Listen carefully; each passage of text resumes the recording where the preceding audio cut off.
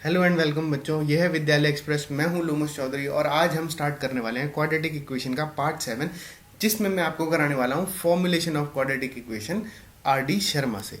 Formulation of quadratic equation होता है कि क्वाड्रेटिक इक्वेशन को कैसे फॉर्म किया जाए। ठीक है, तो ये मैं आपको आज कराने वाला हूं। अगर आपने अब तक मेरा चैनल सब्सक्राइब नहीं किया है तो पहले चैनल को सब्सक्राइब कर दीजिए और वीडियो को एंड तक देखना। अगर आपको वीडियो अच्छी लगे तो लाइक शेयर ज़रूर करना अपने दोस्तों के साथ। तो चलिए शुरू करते हैं हम formulation of quadratic equation. Formulation of quadratic equation कराने से पहले, मतलब क्वाड्रेटिक इक्वेशन कैसे फॉर्म होती है, उससे पहले मैं आपको एक एग्जांपल दूंगा ताकि आपको अच्छे से समझ में आए कि क्वाड्रेटिक इक्वेशन कैसे फॉर्म होती है। ठीक है, तो इस एग्जांपल के लिए ये रियल लाइफ एग्जांपल है। तो मैं आपसे कहता हूं, मैं आपसे नहीं कहता, आप अपने दोस्त से कहते हैं कि मेरे पास एक प्लॉट है, रेक्टेंगुलर प्लॉट है जिसका एरिया दे रखा है, जिसका एरिया है 200 मीटर स्क्वायर। ठीक है, तो आपका दोस्त आपसे पूछता है, आप अपने दोस्त से कहते हैं कि मेरे पास एक प्लॉट है रेक्टेंगुलर जिसका एरिया 200 मीटर स्क्वायर है। आपका दोस्त आपसे पूछता है अच्छा उसकी लेंथ और ब्रेथ क्या होती है वो मुझे बता दे। तो आप कहते हो लेंथ और ब्रेथ तो मुझे पता नहीं है, पर मुझे इतना पता है जो उसकी लेंथ है वो ब्रेथ से 10 मीटर ज़्यादा है।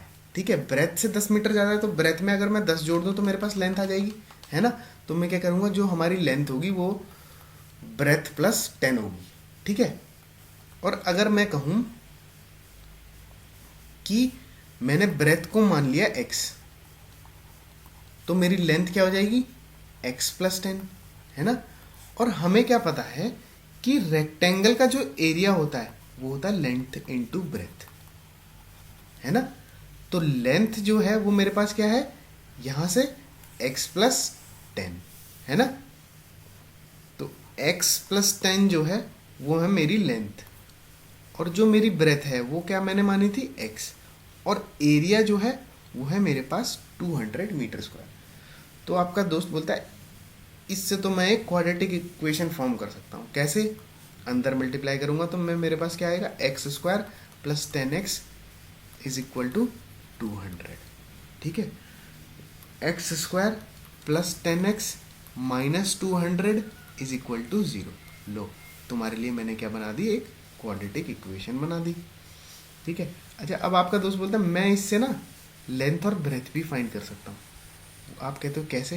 कहता मैं हिट एंड ट्रायल यूज़ करूँगा। ठीक है, तो वो पहले x की जगह पे 1 पुट करके देखता है। तो अगर x की जगह पे 1 पुट करेगा तो x प्लस 10 जो है ये, इसकी वैल्यू क्या बनेगी 11, और जो x है उसकी जगह 1, तो मल्टीप्लाई करने के बाद क्या है 11। तो कहता है ये वैल्यू 200 से काफ़ी छोटी है। ठीक है, तो मैं क्या करता हूँ x की वैल्यू थोड़ी और बड़ी रख के देखता हूँ। तो मैं x की वैल्यू 5 रख के देख लेता हूँ, है ना। x की वैल्यू 5 रखता हूँ तो 10 प्लस एक्स कितना हो जाएगा 15, 10 प्लस 5 15, और ये जो x है इसकी जगह पे 5, तो 15 5 से क्या होता है, 15 5 होता है 75। तो बोलता है अभी भी ये बहुत छोटी है, तो मैं थोड़ी और बड़ी वैल्यू रख के देखता हूँ। तो बोलता है मैं x की जगह पे 10 रख के देखता हूँ। तो अगर 10 रखता है वो यहाँ पे तो x 10 हो गया, और 10 प्लस 10 20। ठीक है, 10 प्लस 10 20, तो ये आ गया 200। तो बोलता है वो कि ये जो है ये तो हमारा है x प्लस 10, और ये है हमारा x, और x प्लस 10 जो था वो थी हमारी लेंथ, है ना, और x थी हमारी ब्रेथ। तो हमारे पास लेंथ भी आ गई और ब्रेथ भी आ गई। ठीक है, तो ये हिट एंड ट्रायल मेथड था। वैसे ये हिट एंड ट्रायल हमारी बुक में तो है नहीं, हमें इससे भी अच्छे अच्छे क्या है मेथड दे रखे हैं क्वाड्रेटिक इक्वेशन को सॉल्व करके ऐसे वैल्यूज निकालने के। ठीक है, तो ये जो है ये आपकी रियल लाइफ एग्जांपल है। ऐसा हो सकता है लाइफ में कि आप किसी को अपना प्लॉट बताओ, आपको लेंथ ब्रेथ याद ना हो, और ऐसे क्वाड्रेटिक इक्वेशन फॉर्म करके कोई निकाल ले लेंथ ब्रेथ, है ना। तो ये तो हमने एक एग्जाम्पल देखा, ऐसे हमारे पास कई सारे एग्जाम्पल हैं जो कि आर डी शर्मा में आपके में दिए हुए हैं और जिनको मैं अभी आपको सॉल्व कराने वाला हूँ। ठीक है, अब हम सॉल्व करके रूट्स तो नहीं निकालेंगे, एक्स की वैल्यूज नहीं निकालेंगे, हम खाली इक्वेशन फॉर्म करने वाले हैं। ठीक है, इक्वेशन जब हमें अच्छे से फॉर्म करनी आ जाएगी तब मैं आपको उनको सॉल्व करना भी सिखाऊंगा, एक्स की वैल्यूज फाइंड करना सिखाऊंगा, या इक्वेशन की रूट फाइंड करना सिखाऊंगा, या फिर आप कह सकते हैं इक्वेशन का सॉल्यूशन निकालना सिखाऊंगा। ठीक है, तो आगे बढ़ते हैं और हम पहला एग्जाम्पल देखते हैं। ठीक है, तो पहला एग्जाम्पल जो मेरे पास दे रखा है वो है the product of two consecutive positive integer is 240। अच्छा, अब टू कॉन्जिक्यूटिव पॉजिटिव इंटीजर का क्या दे रखा है, प्रोडक्ट दे रखा है 240। अब कॉन्जिक्यूटिव पॉजिटिव इंटीजर क्या होते हैं, कॉन्जिक्यूटिव इंटीजर होंगे जैसे कि -2 और -1 जो लगातार आते हैं। ठीक है, 1 और 2 है ना, एक के बाद एक आते हैं। ठीक है, और या फिर मैं कह सकता हूँ 57 58 है ना, ये भी एक के बाद ही एक आ रहा है, तो ये कॉन्जिक्यूटिव इंटीजर है। अब पॉजिटिव इंटीजर तो ये तो नेगेटिव है, कॉन्जिक्यूटिव नेगेटिव इंटीजर, ये है कॉन्जिक्यूटिव पॉजिटिव इंटीजर, क्योंकि इनके साथ आगे माइनस का साइन नहीं है। ठीक है, तो कॉन्जिक्यूटिव पॉजिटिव इंटीजर को जब हम एज्यूम करते हैं तो अगर हमने 1 को x माना तो 2 हमारा क्या हो जाएगा, x + 1, तभी तो जाके ये 2 बनेगा, 1 + 1 है ना, x की वैल्यू 1 और 1 + 1 2 है ना। अगर मैंने 57 को x माना तो 58 क्या हो जाएगा मेरे पास, x + 1 है ना। तो हम क्या करते हैं, हम अज्यूम करते हैं जो दो कॉन्जिक्यूटिव पॉजिटिव इंटीजर है हमारे पास, उनमें से स्मॉलर को हम क्या करते हैं, x एज्यूम कर लेते हैं। तो मैं क्या बोलूंगा, let the smaller number B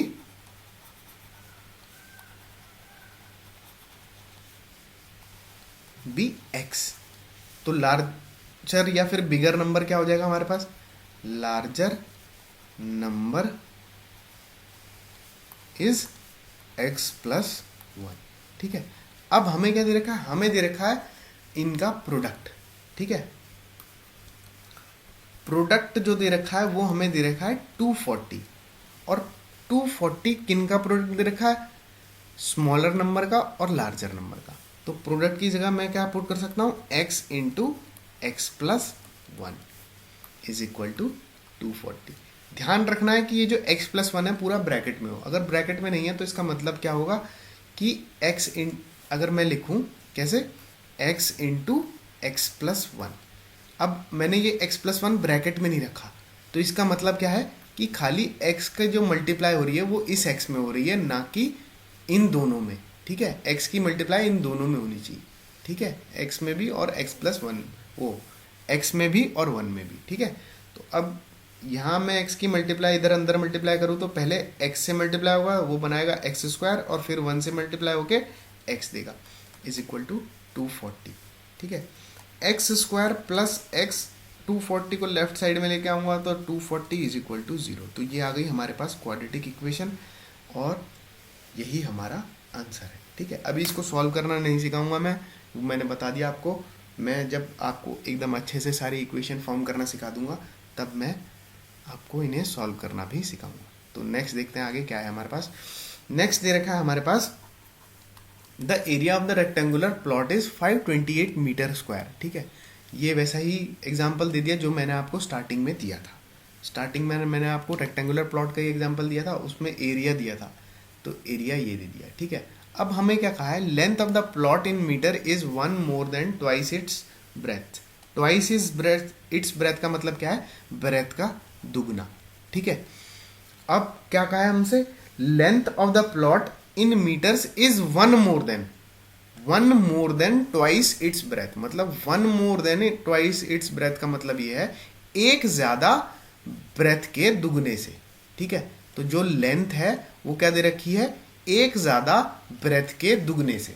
ठीक है, ब्रेथ का दुगना क्या होगा, 2 × b, और उससे एक ज्यादा तो उसमें एक ऐड कर दिया, तो जो लेंथ आएगी वो 2 times ऑफ ब्रेथ + 1 आएगी। तो मैं क्या करता हूं, पहले लेट कर लेता हूं ब्रेथ को x, b x, तो हमारे पास लेंथ क्या हो जाएगी, लेंथ आएगी, यहां ब्रेथ की जगह पे x पुट कर दो तो क्या आएगा हमारे पास, 2x + 1। ठीक है, ये रफ वर्क है, तो लेंथ आ जाएगी हमारे पास 2x + 1। अब जो हमारे पास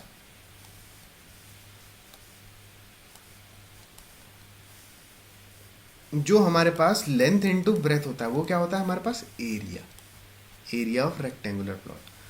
और एरिया हमें कितना दे रखा है, 528 मीटर स्क्वायर। अब एल की जगह पे हमें क्या पुट करना है, 2x+1, और ब्रेथ की जगह पे क्या पुट करना है, x। अब कर दो इसकी अंदर मल्टीप्लाई दोनों में, 2x में भी और 1 में भी।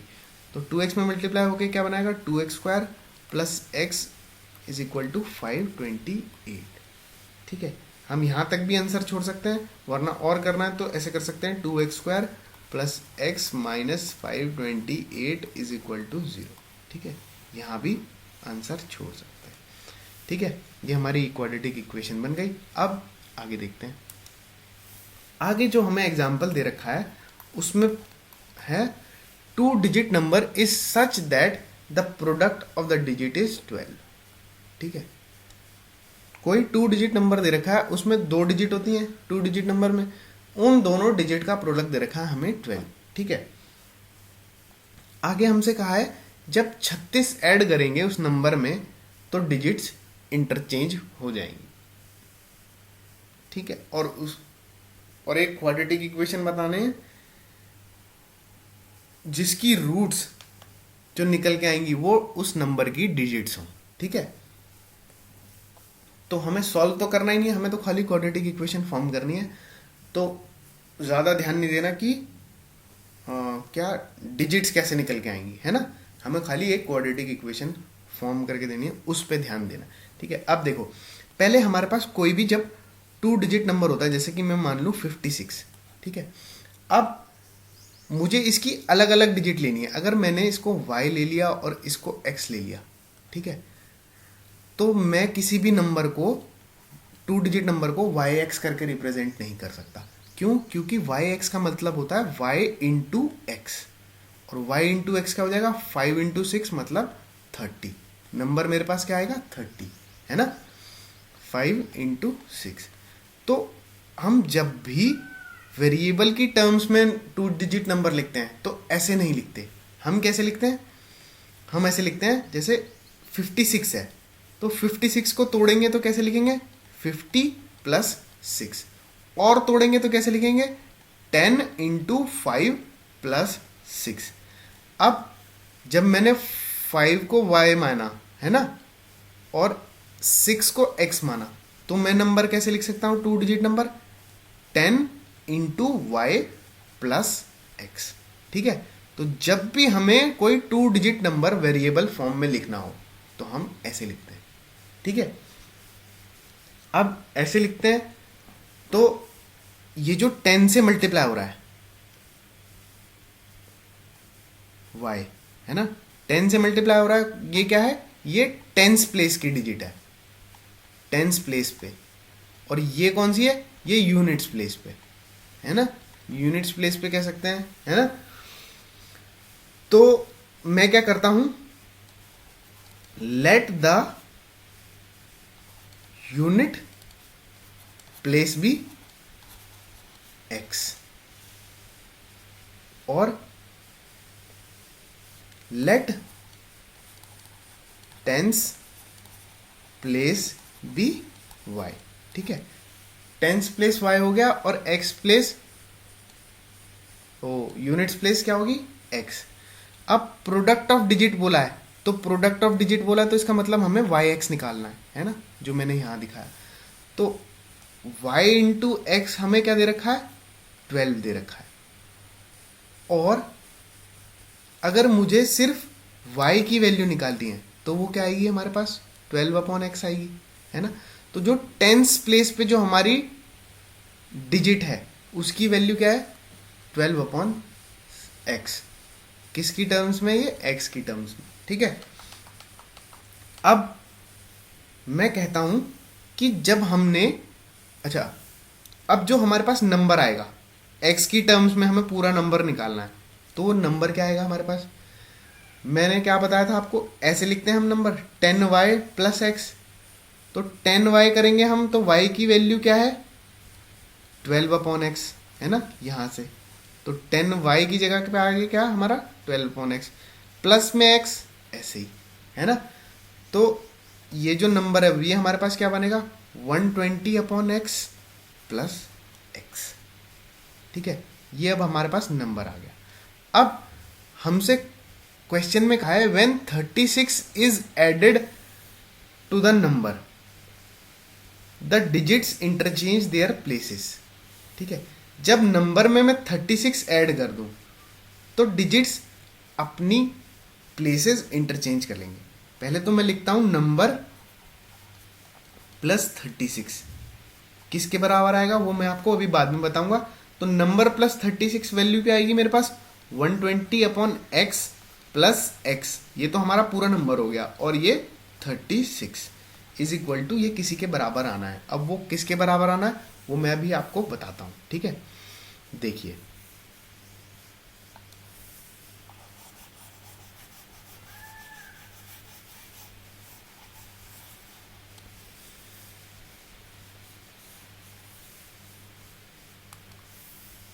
ये जो मेरे पास नंबर है 56, अगर मैंने इसको x माना और इसको y माना तो मैं कैसे नंबर लिखूंगा 10 इंटू वाई प्लस एक्स, मतलब 10 इंटू 5 प्लस 6, तभी जाके मेरे पास 50 प्लस 6 इज इक्वल टू 56 बनेगा। अब मैं अगर इंटरचेंज कर दूं डिजिट, ठीक है, अब डिजिट अगर मैं इंटरचेंज कर दूं तो मेरे पास क्या बनेगा 65, और 65 को मैं क्या लिखूंगा 60 प्लस 5, या फिर 10 इंटू 6 प्लस 5, या फिर 10 इंटू एक्स प्लस 5, 5 नहीं प्लस वाई, है ना। तो जब मैंने पहले जो नंबर लिखा था वो क्या था मेरे पास 10y प्लस एक्स, और अब जो लिखा है वो मेरे पास है 10x प्लस वाई। तो इंटरचेंज करने के बाद ये कंडीशन हो जाती है x की जगह y और y की जगह x। तो जब मैंने नंबर में 36 ऐड किया तो नंबर इंटरचेंज हो जाना चाहिए, तो क्या आना चाहिए मेरे पास, तो मेरे पास आना चाहिए 10 इंटू यूनिट्स प्लेस पे क्या था मेरा x, और टेंस प्लेस पे क्या था मेरा, टेंस प्लेस पे था मेरा 12 अपॉन एक्स, वाई था ना, वाई यहाँ वाई आना है यहाँ पे इंटरचेंज होने के बाद जो मैंने यहाँ पे बताया है ना। तो वाई की वैल्यू क्या है हमारे पास 12 अपॉन एक्स, तो मैंने यहाँ पुट कर दी, तो यहाँ से 10x ऐसे ही प्लस 12 अपॉन एक्स ये आ गया मेरे पास। ठीक है, अब मैं आपको इसे सॉल्व करके दिखाता हूं, ठीक है, क्या बनता है। तो ये देखिए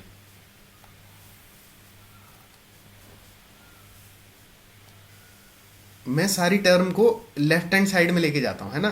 तो हमारे पास क्या बनेगी इक्वेशन वो देखते हैं 120 upon x minus 12 upon x, जो राइट साइड में है उसका साइन चेंज होके इधर आ गया है ना, प्लस एक्स ये ऐसे ही माइनस का 10x plus 36 is equal to 0।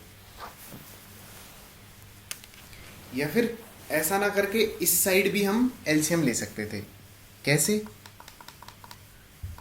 मैं करके दिखाता हूं। देखिए अगर इधर ही हम एलसीएम लें 120 upon x plus x into x upon x plus 36 into x upon x किसके बराबर आएगा 10x into x upon x plus में 12 अपॉन एक्स, ये पूरी टर्म। अब देखो यहाँ एलसीएम क्या आ रहा है x, ठीक है, तो सबके अपॉन में क्या आएगा x, ये क्या बचेगा 120 plus x square plus 36x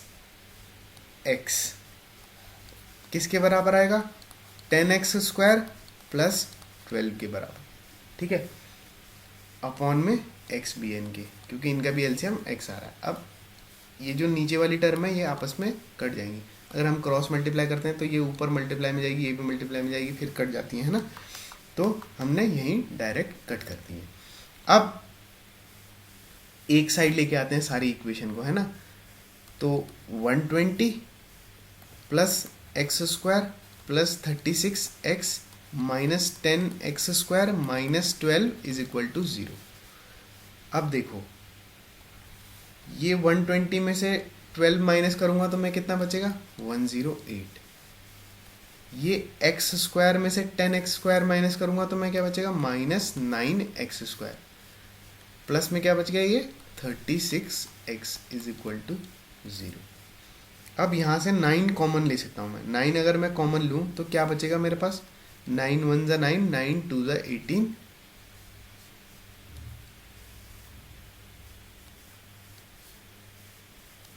minus 9, अच्छा 9 तो कॉमन ले लिया मैंने, minus x² plus 4x is equal to 0। अब ये 9 को मैं क्रॉस मल्टीप्लाई में नीचे ले जा सकता हूँ, ठीक है। तो मेरे पास क्या बनेगा 12 minus x² plus 4x is equal to 0। तो ये आ गई आपके पास क्वाड्रेटिक इक्वेशन। अब आप कहोगे कि इसमें तो x² नेगेटिव में आ रहा है, तो कोई दिक्कत नहीं है, हमारे पास ये आंसर बन रहा है, ठीक है। हम आंसर थोड़ा और मॉडिफाई कर सकते हैं। अगर हम इन टर्म्स को सबको राइट हैंड साइड पे लेके जाएं तो 0 is equal to x² positive में आ जाएगा, ठीक है, माइनस 4x नेगेटिव में आ जाएगा और माइनस 12। तो ये भी आंसर सही है हमारा और ये भी आंसर सही है, कोई गलत आंसर नहीं, ठीक है। आगे बढ़ते हैं। आगे जो है वो हमारे दे रखा है कि रोहन्स मदर एज, अच्छा Rohan's mother is 26 years older than him. Rohan की मम्मी रोहन से 26 ईयर्स बड़ी हैं। तो अगर मैं कहूं लेट रोहन्स एज भी, रोहन की एज हमने क्या कर ली x मान ली, तो रोहन्स मदर्स एज क्या हो जाएगी, रोहन्स मदर्स एज क्या आ जाएगी हमारे पास x प्लस 26। अब आगे पढ़ते हैं। The product of their edges 3 years from now. 3 साल बाद उनकी एज का product from now will be 360। अच्छा 3 साल बाद उनकी एज का प्रोडक्ट हो जाएगा क्या 360। अब 360 होगा 3 साल बाद उनकी एज का प्रोडक्ट, तो हमें 3 साल बाद उनकी एज भी पता होनी चाहिए। तो रोहन की एज अगर अभी x है तो 3 ईयर्स फ्रॉम नाउ क्या होगी 3 ईयर्स फ्रॉम नाउ रोहन से एज क्या हो जाएगी x प्लस 3 और मदर से एज क्या हो जाएगी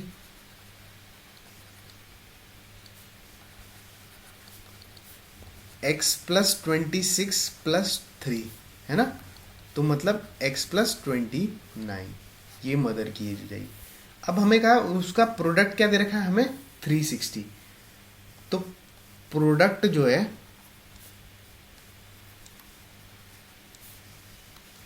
360 होगा और एजेस कितनी कितनी है 3 ईयर्स बाद, वो है x प्लस 3 और x प्लस 29।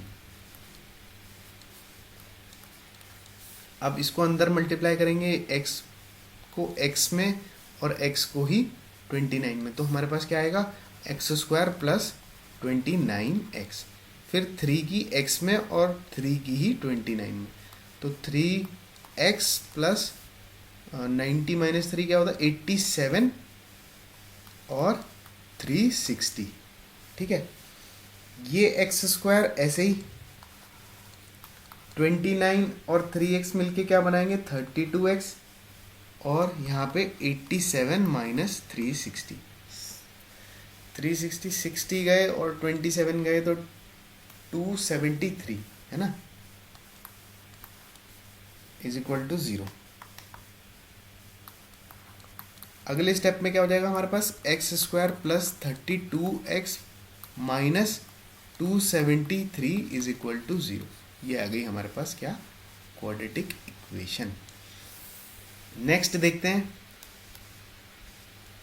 नेक्स्ट जो है हमें कहा है a train travels a distance of 480 kilometre at a uniform speed. एक ट्रेन है 480 किलोमीटर डिस्टेंस ट्रेवल करती है एक यूनिफॉर्म स्पीड पे। If speed had been 8 kilometre per hour less than it would have taken 3 hour more to cover the same distance. अगर train की speed 8 kilometre or 8 kilometre per hour कम हो जाती है तो वो 3 घंटे ज़्यादा लेगी उसी सेम डिस्टेंस को ट्रैवल करने में। मतलब हमें डिस्टेंस जो दे रखा है वो दे रखा है 480 किलोमीटर, ठीक है। स्पीड कुछ दे नहीं रखी है ना। और हमसे पूछा क्या है, अच्छा 1 मिनट रुकिए। स्पीड हम मान लेते हैं x, तो जो टाइम होगा वो क्या आ जाएगा हमारे पास, डिस्टेंस अपॉन स्पीड जो होती है वो क्या होता है, डिस्टेंस अपॉन टाइम। और अगर टाइम निकालने लग जाऊं तो क्या आएगा हमारे पास, डिस्टेंस अपॉन स्पीड, है ना। तो टाइम जो लिया वो पहले लेगी 480 अपॉन x। फिर उसके बाद हमसे कहा है अगर स्पीड जो है वो x माइनस 8 हो जाती है तो टाइम जो है वो इंक्रीज हो जाएगा 3 आवर्स से। और अगर टाइम 3 आवर्स से इंक्रीज हो गया तो टाइम को हम ऐसे डिनोट कर सकते हैं, और वो किसके बराबर आएगा, डिस्टेंस अपॉन स्पीड के बराबर। तो डिस्टेंस हमारा 480 है और स्पीड हो जाएगी हमारी x माइनस 8, है ना। तो हमसे इसी के लिए क्या कहा है, क्वाड्रेटिक इक्वेशन फॉर्म करनी है, वो भी स्पीड ऑफ ट्रेन की टर्म्स में। अब स्पीड ऑफ ट्रेन हमने माना है x, तो x की ही टर्म्स में हमें क्या करनी है, क्वाड्रेटिक इक्वेशन फॉर्म करनी है। तो मैं आपको क्या कहता हूँ, मैं कहता हूँ let the speed of train be x, ठीक है। स्पीड हो गई ट्रेन की x, डिस्टेंस दे रखा है हमें 480 किलोमीटर, तो टाइम क्या आएगा, डिस्टेंस अपॉन स्पीड।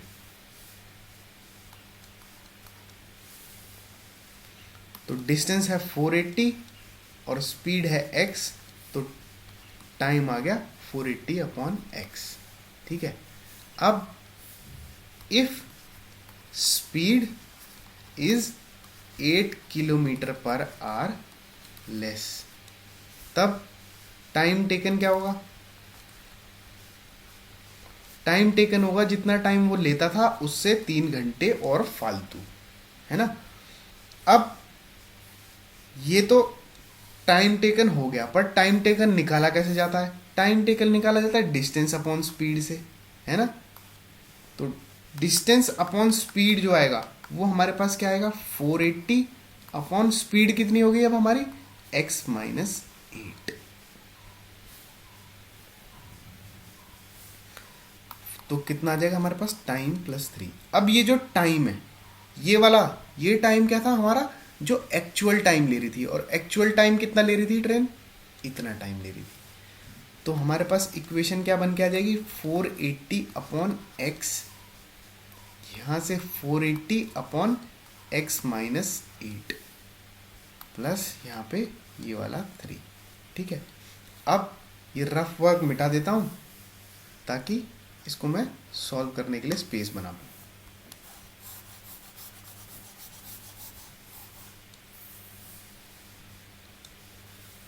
तो जो हमारे पास इक्वेशन बनेगी वो कैसी बनेगी, 480 upon x minus 8 is equal to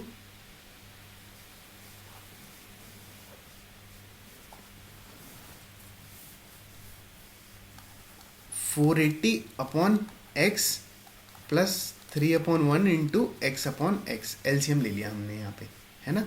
तो ये इधर क्या बन जाएगा हमारे पास, x 480 plus 3x is equal to 480 upon x minus 8। Cross multiply करते हैं, है ना। क्रॉस मल्टीप्लाई करेंगे तो यहाँ पे क्या आ जाएगा हमारे पास, 480x, और यहाँ पे क्या बनेगा 480x minus 480 into 8 plus 3x² minus 3 8 24x।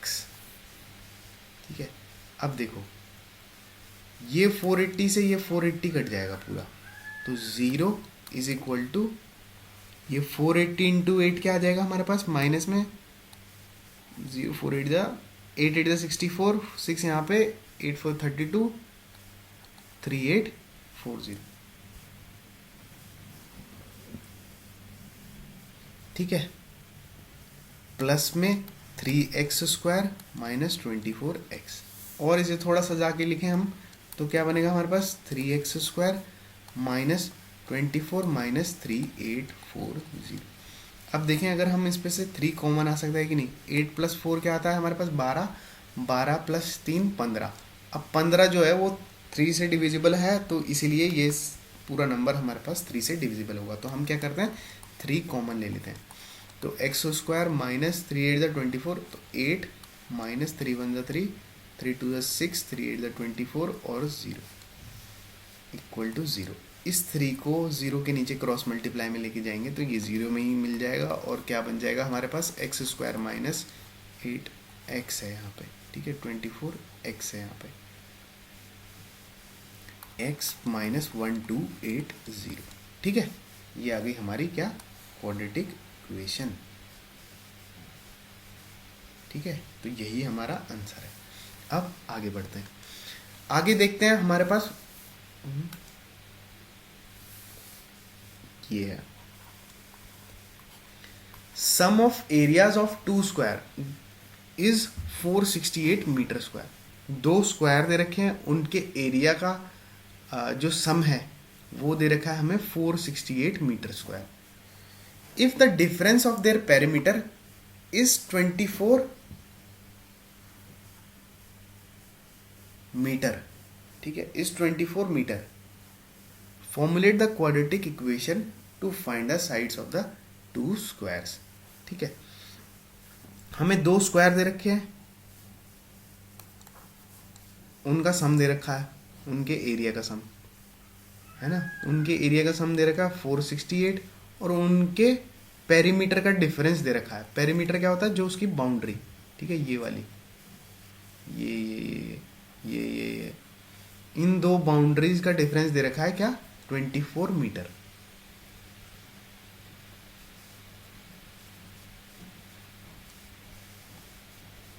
Minus difference लगा रखा है मैंने माइनस के लिए, तो ये दे रखा है 24 मीटर। ठीक है, तो हम क्या करते हैं पहले साइड्स मान लेते हैं। Let side of first square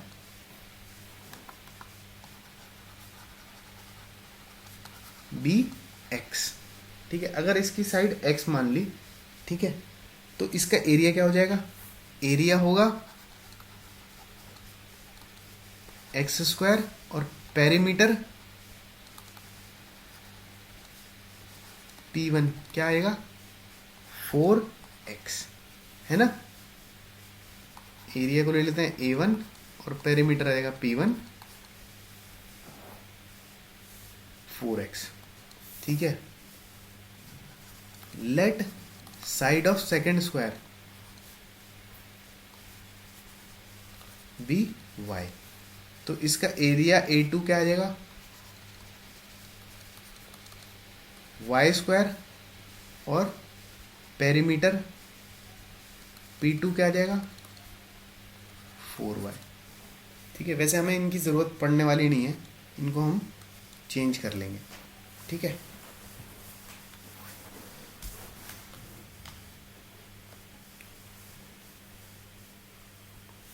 तो x² प्लस y² हमें कितना दे रखा है, मतलब सम ऑफ एरियाज दे रखा है ना, तो हम क्या कहेंगे सम of areas,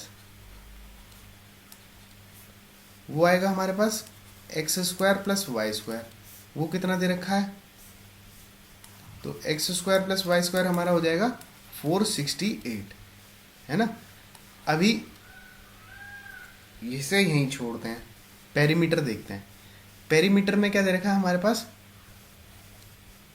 P2 minus P1, या फिर P1 माइनस P2 भी ले सकते हैं। हमें जोन सा स्क्वायर बड़ा लेना है उसको आगे रखेंगे, और जो छोटा जो जिसका एरिया, जिसका पेरीमीटर छोटा है उसको बाद में रखेंगे। तो मैं क्या करता हूँ, P2 को बड़ा मान लेता हूँ और P1 छोटा मान लेता हूँ। तो P2 माइनस P1 क्या है हमारे पास, 24 मीटर दे रखा है।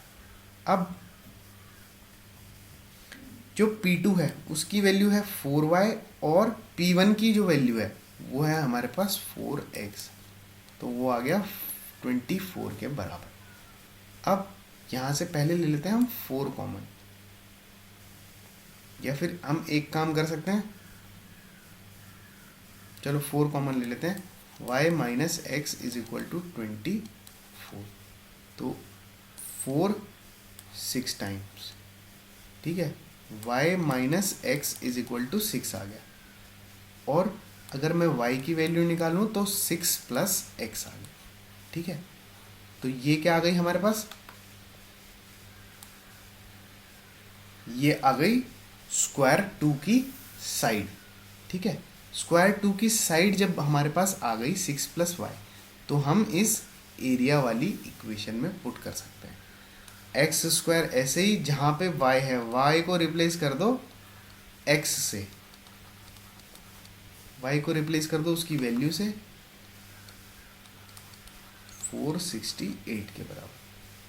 तो हमारे पास क्या आएगा, x square a plus b का होल स्क्वायर खोलेंगे इसमें, तो a square plus b square plus 2ab, तो 12x इज इक्वल टू 468, ठीक है। तो हमारे पास जो इक्वेशन बन के आएगी वो क्या आएगी, एक एक्स स्क्वायर ये वाला और एक एक्स स्क्वायर ये वाला, तो ये हो गया 2x square plus 12x plus 36 minus 468 is equal to 0। और देखें इसे आगे तो क्या बनेगी हमारे पास ये इक्वेशन, ये इक्वेशन बनेगी हमारे पास, अच्छा 2 कॉमन लेके मैं काट दूं, छोड़ो 2 बाद में काटूंगा, पहले इसे ऐसे ही सॉल्व कर लेते हैं। तो ये इक्वेशन आएगी हमारे पास 2x स्क्वायर प्लस 12x, और यहाँ से अगर मैं 36 माइनस करूँ तो बचेगा मेरे पास माइनस का 432 इज इक्वल टू 0। और अगर इसमें से मैं 2 कॉमन लेके ज़ीरो की तरफ ले जाऊँ तो क्या आ जाएगी मेरे पास, x square plus 6x minus 216 is equal to 0। तो ये है हमारी क्या, क्वाड्रेटिक इक्वेशन। अब आगे बढ़ते हैं, आगे देखते हैं हमारे पास सॉल्यूशन क्या है। अच्छा क्वेश्चन क्या है, 2 water taps together can fill a tank in 9 + 3/8 hours, ठीक है। 9 + 3/8 मैंने ऐसे लिख दिया, इसमें बुक में लिख रखा था ऐसे, ठीक है। तो इसको इधर लिख नहीं सकता था मैं ऐसे, तो मैंने 9 + 3/8 आर लिख दिया। तो 9 + 3/8 आर का मतलब क्या है, ऐसे लिखेंगे 8 9 72, 72 + 3/8 which is equal to 75/8 hours, ठीक है। 75/8 आर का मतलब क्या है, 75/8 आर का मतलब यही है, इतना ही छोड़ देंगे हम, आगे नहीं बढ़ाते इसे। 5/8 आर, ठीक है। 9 + 3/8 का 8 आर का मतलब है हमारे पास 75/8 आर, ठीक है। अब हमसे कहा है एक टैंक है, ठीक है, उसको 2 नल भरते हैं, टैप मतलब नल, उसको 2 नल भरते हैं, एक छोटा है एक बड़ा है, ठीक है। ये दोनों मिलके भर रहे हैं, तो ये दोनों मिलके इस टैंक को 75/8 आर में भरते हैं, ठीक है। अब जो बड़ा टैंक है तो वो तो ज़्यादा प्रोपोर्शन ही भरेगा, है ना। तो ज़्यादा प्रोपोर्शन भरेगा तो अज्यूम करते हैं कि बड़े वाले टैंक ने इतना पोर्शन भर दिया, ठीक है। और जो छोटा वाला टैंक है, वो छोटा वाला टैप है, वो इतना पोर्शन भरता है इसका, ठीक है।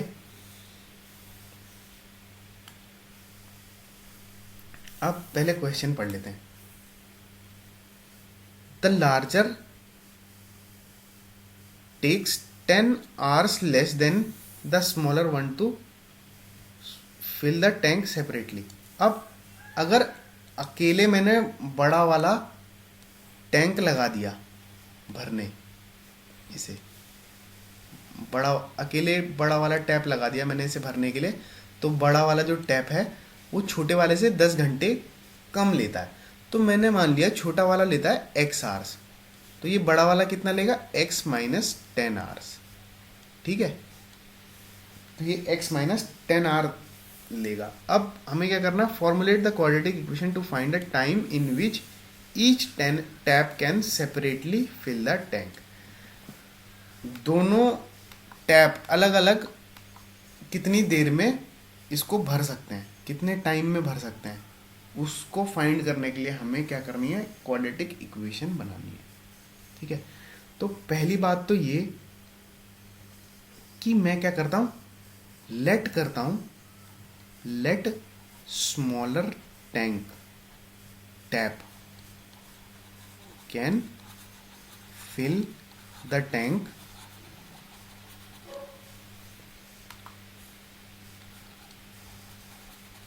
इन x hours।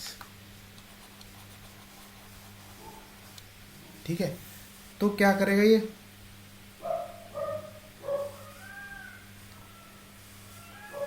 अच्छा ये तो हो गया।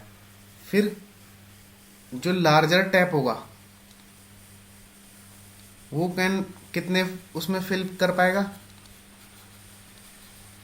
अपने आप ही बता रखा है इसमें कि x माइनस 10 आवर्स में फिल कर पाएगा। क्यों, क्योंकि छोटे वाले से 10 घंटे कम लेता है टैंक को फिल करने में बड़ा वाला टैप, है ना।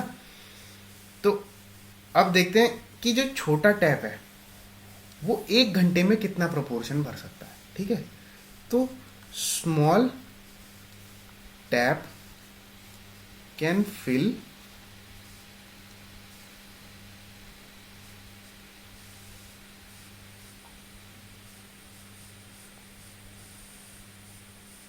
इन x आवर्स। तो कितना फिल कर सकता है, एक टैंक, है ना।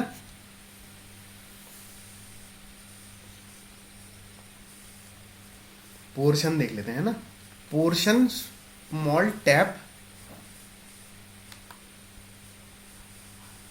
Can fill in x hours, तो वो कितना है, एक पोर्शन पूरा फिल कर सकता है। ठीक है, अब देखते हैं, ये तो हो गया x आवर्स के लिए। अब देखते हैं 1 आवर में। ठीक है, पोर्शन स्मॉल टैप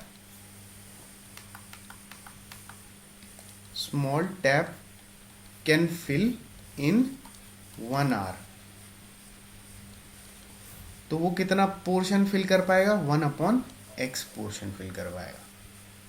ठीक है, अब अगर मैं कहूं 1 घंटा, और ये जो दोनों टैप जब चलते हैं तो इतनी देर के लिए चलते हैं, तो अगर इतनी देर के लिए चलते हैं तो इतनी देर में मेरा जो येलो वाला पोर्शन है, इतना ही पोर्शन तो ये भर पाता होगा, है ना, इतना ही पोर्शन भर पाता होगा। तो हम देखते हैं कि इतने टाइम में कितना पोर्शन भरता है, और इतना पोर्शन भरने के लिए हमारे पास टाइम कितना लग रहा है, 75/8 आवर। ठीक है, तो मैं क्या कहता हूँ, portion small tap can fill in 75/8 hour. क्या हो जाएगा, 1/x इंटू 75/8। ठीक है, ये आ गया, इतना पोर्शन फिल कर पाएगा स्मॉल टैप। ऐसे ही पोर्शन लार्जर टैप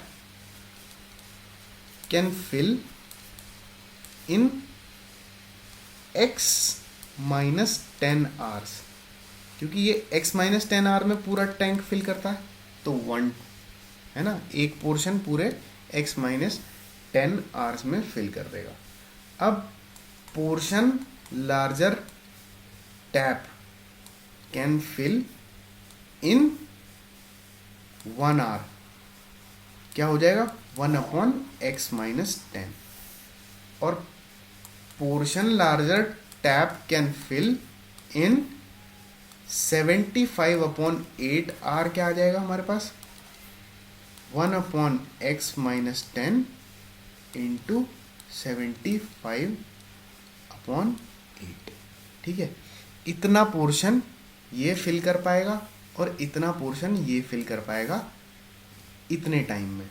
और ये जो टाइम है 75/8 आर किसके बराबर है 93/8 आर, है ना। और 93/8 आर होने पे ये क्या करते हैं, ये पूरा एक टैंक फिल कर देते हैं। तो इसका मतलब ये जो पोर्शन है 1/x-10 इंटू 75/8 और 1/x इंटू 75/8, ये दोनों मिलके क्या बना रहे हैं, एक टैंक बना रहे हैं। तो एक टैंक बना रहे हैं तो मैं क्या लिख सकता हूं, अरे क्या आएगा हमारे पास 1/x इंटू 75/8, इतना फिल कर पा रहा था छोटा वाला इतना पोर्शन, और 1/x-10 इंटू 75/8 इतना फिल कर पा रहा था बड़ा वाला। और ये दोनों पोर्शन मिला के पूरा एक टैंक है। तो ये बन गई हमारे पास इक्वेशन। अब इसे क्वाड्रेटिक कैसे बनाना है, पहले हम क्या करते हैं 75/8 को कॉमन ले लेते हैं, 1/x ऐसे ही, यहाँ पे 1/x-10 ऐसे ही इज इक्वल टू 1। 75 की क्रॉस मल्टीप्लाई करते हैं नीचे की तरफ, 8 ऊपर की तरफ, है ना। तो क्या आ जाएगा 1/x plus 1/x-10 is equal to 8/75। ठीक है, अब यहाँ अगर एलसीएम लें हम तो यहाँ पे आ जाएगा x-10 प्लस x अपॉन में x into x-10 is equal to 8/75। ठीक है, आगे देखें तो x प्लस x क्या बनाएंगे 2x माइनस 10 अपॉन में x² minus 10x is equal to 8/75। अब फिर से इनकी क्रॉस मल्टीप्लाई करेंगे तो 75 इंटू 2 क्या आ जाएगा 150, 150x minus 750 is equal to 8x² minus 80x। ठीक है, अब इन वाली टर्म को सारी को राइट हैंड साइड में लेके जाते हैं तो 0 is equal to 8x² minus 80x minus 150x plus का 750। अब 8x² ऐसे ही, माइनस का 80 माइनस का 150 मिलके क्या बनाएगा माइनस का 230x और प्लस में 750। अब देखो इधर से क्या कॉमन आ सकता है, 2 तो आ सकता है, ठीक है, 4 आ सकता है, नहीं आ सकता, तो 2 ही कॉमन ले लेते हैं। अगर हमने 2 कॉमन लिया तो ये इक्वेशन यहाँ कुछ ऐसे बन के आएगी कि 2 कॉमन लेके हमने 0 की तरफ लेके पहले 2 ही कॉमन ले लेते हैं। तो ये 4x² माइनस 115x प्लस में 2 3 जा 2 7 जा 2 5। ठीक है, तो ये जो इक्वेशन, अब 2 को इधर क्रॉस मल्टीप्लाई में ले जाएंगे तो वो 0 में ही मिल जाएगा, और 4x² माइनस 115x प्लस 375। तो आज जो हमने करने हैं, आज इतने ही एग्जाम्पल करने हैं। इसके बाद जो क्वेश्चन कराऊंगा वो नेक्स्ट वीडियो में कराऊंगा, और हो सकता है PDF आपको वहीं दूं, हो सकता है यहीं लिंक में डाल दूं। तो आप एक बार डिस्क्रिप्शन बॉक्स ज़रूर देख लेना, और जिसने चैनल सब्सक्राइब नहीं किया हुआ वो चैनल सब्सक्राइब कर लेना, और जिसने वीडियो लाइक और शेयर नहीं करी अच्छा लगने के बाद भी वो पहले वीडियो लाइक और शेयर करे।